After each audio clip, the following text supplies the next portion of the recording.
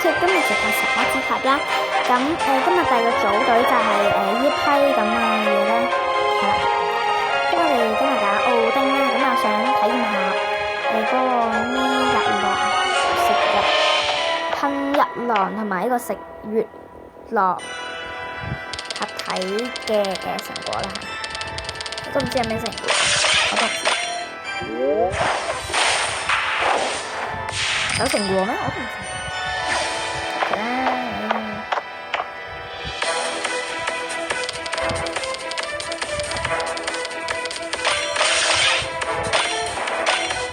咁即係呢個情緒講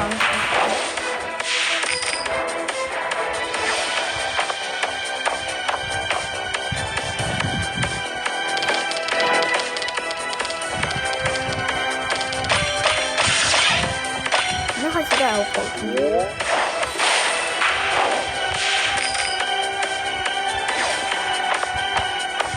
之後佢哋呢度就全部嘢都開晒啦。咁呢個 moment 啦，你就可以將佢哋睇先啦。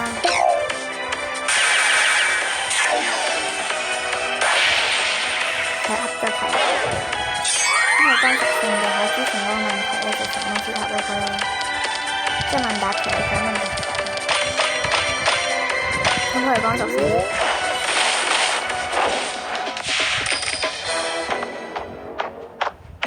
到底呢個奧丁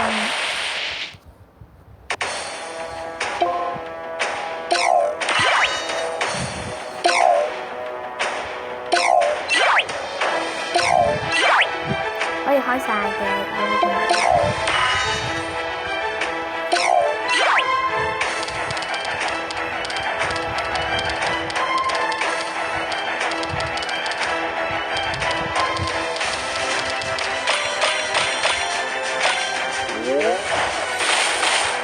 死啦！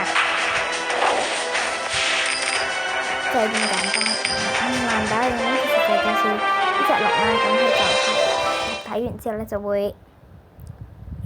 即係可以整個強身扶實同埋